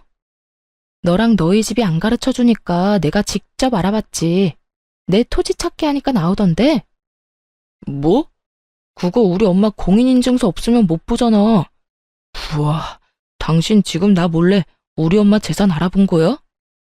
이야기를 이상한 쪽으로 몰고 가는 남편을 보며 제가 피식 웃었어요. 재산? 그것도 재산이야? 사기당해서 처박아 놓고 어떻게 할 줄 몰랐던 그 재산? 공시지가 확인해보니까 공사대금에도 못 미치던 정말 별거 없는 땅이던데. 지금 여기서 화내야 할 사람이 누군데 네가 화를 내. 정신 나갔어? 너까지 어머니 하라는 대로 꼭두각시처럼 굴 거야? 아, 아니면 네가 본체였어? 네가 어머니한테 그러라고 시켰니? 야, 너 부모님 앞에서 무슨 말 하는 거야? 미쳤어? 미치긴 누가 미쳐? 네가 미쳤지. 내가 주소도 확인 안 하고 부동산을 낼름 받을 줄 알았어? 그런 와중에 다른 주소 준 사람은 또 뭐고? 내가 바보로 보여? 등기부등본은 찾아보지도 못할 사람처럼 생겼나? 소유주가 아니더라고요, 어머님. 할 말 없으세요? 그 땅 팔리지 않으니 그 가격이라도 저희한테 던지고 싶었던 거죠? 말씀해 보세요. 그래, 그랬다. 그런데 그게 뭐? 공사대금 줄 돈은 없고 대금은 내야 하니 내가 생각한 절충안으로 꺼낸 말이야. 주소는 내가 잘못 찍어준 거고. 그리고 너는 애가 은혜도 모르고 이 시어미를 이렇게 못살게 굴 수가 있니? 막말로 너희 아버지 우리 덕분에 일거리 많아진 거 아니니? 그 정도로 의뢰 많이 받았으면 우리 집 공사 정도는 공짜로 해줘도 되는 거 아니냐고. 그게 왜 어머님 덕분이에요? 저희 아버지가 솜씨가 좋아서 일이 많이 들어온 걸, 그리고 생색내는 거 부끄럽지도 않으세요? 저희 아버지가 우리 신혼집 리모델링 해주겠다고 했을 때 절대 안 된다며 막은 사람이 누군데. 그래놓고 뭐요? 우리 덕분? 바보 같은 남편 덕분이겠죠. 등신같이 사기만 안 당했으면 저희 아버지가 뒷수습해줄 일도 없었을 테니까. 야, 너 무슨 말을 그렇게 해? 나 지금 무시하는 거지? 우와, 이런 식으로 나오면 나도 못 참아. 그리고 우리 집이 돈 떼먹는 데어? 준댔잖아. 돈 없으니까 땅으로. 그 땅이 없는 땅도 아니고 실제로 있는 땅이야. 돈도 우리 팔려는 것보다 더 비싸게 주고 산 땅이고. 사기당했으니까 그렇지. 지금 네 말은 우리더러 너희 엄마가 싼 똥이나 치우라는 거잖아, 이 나쁜 놈아. 뭐? 똥을 치워? 야, 너 말 그따위로밖에 못해? 그래, 못한다. 그게 진실인데 뭘 어떡하겠어? 왜? 한 대 치고 싶어? 쳐! 치고 나도 편해져 보자, 어? 적반하장으로 나오던 시부모와 남편은 막 나가는 저를 보며 어이없는 표정을 짓더니 남편이 이내 그러더군요. 네가 이렇게까지 비이성적이고 감정적인 인간인 줄 몰랐어. 우리 이혼하자. 어차피 애도 없는데 잘 됐지 뭐. 그리고 엄마가 이번 리모델링 끝나면 더는 너 쓸모도 없으니까 이혼하라고 했거든? 내가 그렇게까지 할 생각은 없었는데 엄마 말이 옳았던 것 같다. 이혼해. 아, 벌써 이야기가 그렇게 다 된 거였어? 그러니까 그딴 땅도 땅이라고 넘기겠다고 하지. 피치, 내가 너 용서할 줄 알아? 공사대금 죽을 때까지 너 괴롭혀서라도 다 받아낼 거야. 한 푼도 남김없이 탈탈. 그러든지 말든지. 우리는 돈 없어. 공사대금 받아가고 싶으면 돈 생길 때까지 기다리든지 아니면 그 땅으로 가져가. 그거 아니고는 타협 없어. 왜 돈이 없어? 네가 주면 되지. 우리 신혼집 나한테 넘기고 가. 내가 차액 줄게. 그럼 되지? 그건 못 주지. 집값이 어떻게 될 줄 알고. 머리 쓰려는 것 같은데 그건 안 돼. 재산 분할하더라도 그 집은 내가 가질 거야. 너랑 내가 반반 냈으니 내가 시세에 반 떼주면 되는 거잖아. 남편분이 무슨 생각인지 빤하더군요. 그 집은 9억이지만 안쪽 리모델링이 잘 돼서 저희가 샀던 가격보다는 더 비싸게 팔 수도 있게 됐거든요. 솔직히 그 집을 뺏기고 싶지는 않았어요. 왜냐면 그 집이 예전에 저희 할머니가 살던 집이었고 제가 태어났을 때 심었던 나무가 그대로 자라고 있었거든요. 한 번 잃었던 걸 다시 되찾은 기분이었기에 이대로 놓치고 싶지는 않았지만 저 혼자 어떻게 할 수 있는 부분이 아니어서 일단 집은 내려놓기로 했어요. 객관적으로는 그렇게 좋은 집이 아니었거든요. 제가 애착을 지닌 집이기에 저에게는 좋은 집이었지만 다른 사람들 눈에도 그렇게 보일 정도는 아니었으니까요. 결국 그날의 대화는 이혼이라는 결론으로 끝났어요. 시댁에서 나와 거리를 떠돌던 제가 친정아버지에게 전화를 했어요. 아빠, 공사대금 어떡하지? 그 집에서는 절대 못 주겠대. 땅으로 받아가라는데 내가 알아보니까 진짜 쓸모라고는 하나도 없는 땅이더라고. 그래? 일단 주소 좀 보내줘봐. 아빠가 한번 알아볼게. 그렇게 이틀이 지났을 때 아버지에게 다시 전화가 왔어요. 그런데 제 생각과 다른 말을 하더군요. 돈으로 줄 생각 없다고 하면 그냥 포기한 척 땅으로 받아. 대신 공시지가로 쳐서 받을 거니까 공사대금에 못 미치는 나머지 2천만 원은 현금으로 달라고 하고. 그 땅 산다고? 아빠, 잘 생각해봐. 그거 진짜 쓸모없는 땅이라니까. 괜찮아, 걱정하지 말고 사. 그 집 사람들 은근히 욕심은 많은데 선택을 잘 못하더라고. 친정아버지가 하는 말을 저는 못 알아듣겠더라고요. 그렇지만 아버지가 그렇게 하겠다는데 제가 뭘 어쩌겠어요. 그냥 그렇게 그 땅을 받기로 하고 이혼했죠. 역시 애가 없어서 그런지 이혼은 순식간에 되더군요. 재산 분할을 했는데 집값을 나눠야 했거든요. 어차피 돈 반반 주고 들어갔으니 반은 저한테 줘야 했는데 그 돈이 없는지 남편이 그 집을 담보대출로 잡아서 저한테 2억을 떼주더군요. 위자료도 조금이지만 가져올 수 있었고요. 그리고 공사대금 2천만 원과 그 땅도 저희 쪽으로 소유권 이전이 됐어요. 사실 처음에는 이걸로 뭘 해야 하나 막막했거든요. 땅 받을 때 아버지가 제 이름으로 받으라고 해서 일단 그렇게 받았는데 아버지는 그냥 때가 될 때까지 가지고 있으라고만 했어요. 저는 2억과 위자료를 가지고 도시 외곽 쪽에 작은 전세를 얻었어요. 그렇게 계속 일만 하느라 공사대금 대신 받은 땅은 1년 넘도록 신경도 쓰지 못했거든요. 그런데 하루는 저한테 전화가 왔어요. 안녕하세요. 강원도에 땅 가지고 있으시죠? 저는 그쪽 분 땅이랑 맞닿아 있는 땅을 가진 사람인데요. 잠깐 드릴 말씀이 있는데 언제 시간 괜찮으세요? 강원도 땅이라는 말을 듣자마자 알겠다고 하고는 아버지와 함께 나가서 이야기를 들었어요. 저희가 1년 전에 그 땅 사서 펜션을 올렸거든요. 생각보다 장사가 잘 돼서 옆에 있는 땅도 사서 건물을 하나 더 올리고 싶어서 연락드렸어요. 땅을 사고 싶은데 혹시 괜찮을까요? 그 사진부터 좀 볼 수 있을까요? 저희 땅이 맞는지 확인도 좀 하고 펜션이 어떻게 돼 있는지도 보고 싶거든요. 그 사람이 보여준 사진에는 기존에는 없었던 도로가 들어서 있었어요. 게다가 펜션도 생각했던 것보다 더 고급스러워 보였고요. 아버지가 물었죠. 그러면 평당 얼마 정도로 생각하고 있는지 알 수 있을까요? 그 사람이 말한 금액은 우리가 산 땅값의 무려 4배였어요. 물론 4배라도 엄청 큰 금액은 아니었죠. 원래 워낙 헐값이었던 땅이었으니까요. 사실 땅 사고 나서 조경사였던 오빠가 그곳에서 여러 가지 식물들을 심어 예쁘게 꾸며놓고 한쪽 구석에 하우스처럼 식물 재배도 하고 있긴 했죠. 그거 보고 마음이 가신 모양이더라고요.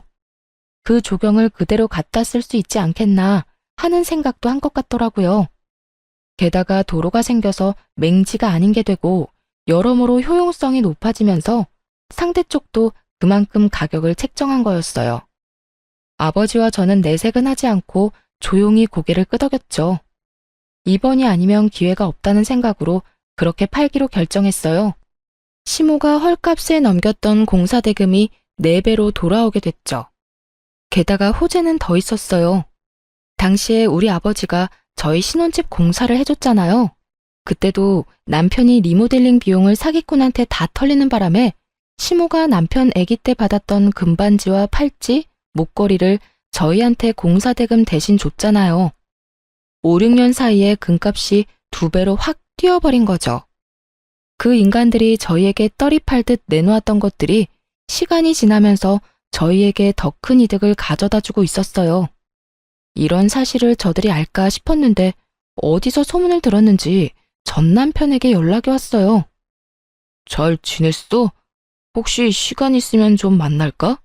오랜만에 할 이야기도 있고. 난 할 얘기 없는데? 차갑게 끊어내는 제 말투에 전 남편이 당황한 듯 말하더군요. 엄마도 당신 얼굴 잠깐 보고 할 말 있다고 하셔서 너 바쁘면 우리가 너 있는 대로 갈게. 기분이 좀 묘했죠. 이렇게 끊어내려고 철벽치는데 여기까지 오겠다느니 내 사정에 무조건 맞추겠다는 저 느낌이 왠지 모르게 수상했거든요. 꼭 만나야 해? 나 당신 얼굴 보고 싶지 않은데? 줄 것도 있으니까 만나야 하지 않을까? 뭔진 몰라도 준다는데 안 나갈 순 없었죠. 혹시 그 집에 뭘 두고 왔나 하는 생각까지 들었으니까요. 그래서 만나러 갔는데 대뜸 탁자 위에 올린 건 돈이었어요. 이거 뭐야? 이거 장인어른 당신 아버지가 우리 엄마네 공사해주고 받아야 했던 공사대금이야. 나 다 받았는데 왜 돈을 또 줘? 이거 받고 그 땅 다시 돌려주면 안 될까? 저는 웃음이 피식 나오더라고요. 그 땅이 얼마나 유용해졌는지 이제야 그쪽 집안 귀에 들어간 게 분명해 보였어요. 옆에 앉은 시모 얼굴에 가짜 미소가 걸려있는 것만 봐도 그 땅이 얼마나 갖고 싶은지 눈에 보였죠. 저는 그 돈이 든 종이 가방으로 남편 쪽으로 밀었어요. 그 땅 소유권 이전된 지 1년 넘었고 얼마 전에 다른 사람한테 이미 팔았어. 그 옆에 펜션 한다는 집이 잘 돼서 부지 확장한다고 나한테 연락 왔던데 팔라고. 그래서 팔았어. 팔았다는 제 말에 시모와 전 남편이 자리에서 벌떡 일어나더니 저를 추궁하더군요. 너 미쳤니? 그걸 어떻게 팔 생각을 해? 뭐? 그걸 팔면 어떡해? 네가 뭔 상관이야. 내가 내 땅 판다는데. 너 나랑 이혼한 거 잊었어? 너랑 나는 엄연히 남남이라고. 돈값 못할 줄 알았더니 4배로 팔릴 줄 누가 알았겠어? 하긴 우리가 예쁘게 꾸며놓기도 했지. 그러니 돈을 그만큼 쳐준 게 아닐까 싶네. 4배? 이번에는 시모가 금액 이야기를 듣고 그 자리에 주르륵 주저앉더군요. 안 된다. 안 돼. 그 땅 다시 돌려줘, 응? 제발 돌려줘. 내가 그걸 얼마에 샀는데 내가 너한테 헐값에 넘긴 거야. 1억을 넘게 주고 산 땅을 왜 팔아? 돈이 되니까 팔았죠. 왜요? 우리한테 헐값에 넘길 때는 그런 생각 안 했나 봐요. 죽었다 깨어나도 저런 땅 가져갈 사람 없어 보였어요? 우리는 그때 분명히 돈 달라고 했어요, 돈. 그런데 그 돈 안 주고 사기당한 그 쓸모도 없던 땅 우리한테 후다닥 넘기려고 한 게 그쪽 분들이잖아요. 그때는 우리가 잘못 생각했지. 그 땅이 그렇게 돈이 많이 될 줄 알았겠니? 알았으면 나도 안 팔았어. 이제 우리 어쩌니? 그게 우리 희망이었는데. 지금 와서 돌려달라고 하면 제가 돌려줄 줄 알았어요? 진짜 웃기는 짬뽕들이시네요. 그 땅 떠넘기려고 헛짓거리 할 때는 언제고 이제 와서 후회하시는지? 그리고 제가 그 땅 가지고 있었어도 당신네들한테는 안 팔았을 거예요. 우리 엿먹으라고 뒤통수 치려던 인간들 뭘 믿고 땅을 팔아요? 전 남편과 시모가 망연자실한 표정으로 멍하니 쳐다만 보더군요. 돈 없다고 땅으로 가져가라고 할 때는 언제고 이제 와서 돌려달라며 돈을 가져오다니. 그때도 돈이 없던 게 아니었을 거예요. 지가 싼 똥 치우고 싶어서 우리한테 넘겼는데 그게 똥이 아니라 금이 됐다는 게 배 아팠던 거겠죠. 그러니 이제와 후회하고 울고불고 하는 거고요. 근데 땅값 올랐다는 소문은 어디서 듣고 왔대? 참 용하다 용해. 그거 듣고는 부랴부랴 돈 싸들고 온 거야? 정성은 갸륵한데 이미 버스 떠났으니까 손 흔들지 말고 집에 나가. 그 땅이 이렇게 될 줄 알았냐고. 금만 해도 그래. 금도 우리가 줬는데 그거 팔았어? 금값 더 오른다길래 두고 보는 중이야. 왜? 그것도 달라고? 그것도 계산 다 치른 건데? 제가 두 사람을 약올리는 동안 친정아버지에게 전화가 왔어요. 지금 그 두 사람과 함께 있다고 말하니 친정아버지가 무슨 일인지 스피커폰으로 연결해달라고 하더라고요. 그리고는 이렇게 말하셨죠. 아이고, 너무 고마운 분들이 딸이랑 만나고 있었네요. 그때 그 금이랑 땅이랑 넘겨줘서 이렇게 덕 보고 있습니다. 사람 일 한 치 앞도 모른다지만 이렇게 손수 우리한테 좋은 거 다 주실 줄 모르고 그때는 원망도 많이 했네요. 지금은 전혀 안 그래요. 고마운 마음밖에 없으니까요. 상큼하게 웃으며 불난집에 부채질하는 친정아버지 말에 시모는 그 자리에서 눈을 질끈 감아버리더군요. 결국 땅이 다 팔린 걸 알고 두 사람은 저를 째려보며 돈 들고 나가더군요. 그렇게 몇 달 뒤에 제가 살던 신혼집, 저희 할머니가 예전에 살던 그 집이 매물로 나온 것을 발견하게 됐어요. 시세보다 저렴하게 나온 걸 보니 급한 모양이더군요. 사실 집값이 많이 떨어진 시기였고 부동산 시장이 꽉 얼어붙은 때였거든요. 게다가 금리까지 높아지는 바람에 남편이 받은 담보대출 이자마저 올랐을 거예요. 그 담보대출을 갚기 힘드니 집을 내놓은 모양이었죠. 저한테 안 주고 비싼 값에 팔아먹을 생각이었던 것 같은데 대출이 더 많이 나가고 오히려 집값이 떨어져 버리니 발등에 불이 붙은 거였나 봐요. 저는 그 집을 사기로 했어요. 그리고 계약금을 먼저 지불했죠. 지불한 사람 이름은 오빠 이름이었거든요. 결국 계약한 사람이 저인지 눈치 못 챈 전 남편은 계약을 하러 부동산으로 왔더군요. 제가 부동산에 등장하니 전 남편이 저를 보고 깜짝 놀라더군요. 뭐야? 당신이 왜 여기 있어? 내가 계약하려는 사람이거든. 엄밀히 따지면 오빠와 내가 반반 내고 사기로 했어. 당신이 왜 여기에 있냐고. 그 집이 그렇게 갖고 싶었어? 그러고 보니 그렇네. 너 일부러 나 이렇게 놔뒀지? 네가 그 집 필요한 것처럼 욕심내는 모습 보이면 내가 오히려 더 이 쓸모도 없는 집에 집착할 거 알고 그래서 그랬지? 너 때문에 지금 내가 무슨 꼴인지 알아? 이자 올라서 대출금도 못 갚을 처지야. 그래놓고 이것까지 헐값에 가져가려고? 야, 너 미쳤어? 내가 줄 것 같아? 안 주면 그만이지. 왜 소리 지르고 난리야. 그리고 내가 뭘 어쨌는데? 우리가 왜 이혼한 건지는 알기나 하냐? 네가 우리 집 무시했잖아. 너희 집 전체가. 우리 아버지 공사장에서 일한다고 무시하고 공사 대금도 제대로 안 주려고 하고. 이게 다 너희 집이 우리 집 무시하는 바람에 네가 피본 거잖아. 너희가 정당하게 공사 대금 돈으로 줬으면 너한테 억울할 일 있었겠어? 그 금도 다 너희 집 거였고 그 땅도 다 너희 거였어. 누가 달랬어? 지들이 제발 가져가라고 떠밀어 놓고는 이제 와서 누구 탓을 해? 한 입으로 두 말하는 양아치 같으니라고. 말 다 했어? 나 안 팔아. 안 팔 거니까 꺼져. 그래? 그럼 관둬. 그럼 계약금이나 배상해. 알지? 2배. 매도자가 계약금을 받은 채로 계약을 파기하면 그 2배를 지불해야 한다는 조건이 있었거든요. 결국 전 남편이 씩씩대며 제게 그 돈의 2배를 돌려줬죠. 그렇지만 제가 그 집을 포기한 건 아니었어요. 계속 주시하고 있었죠.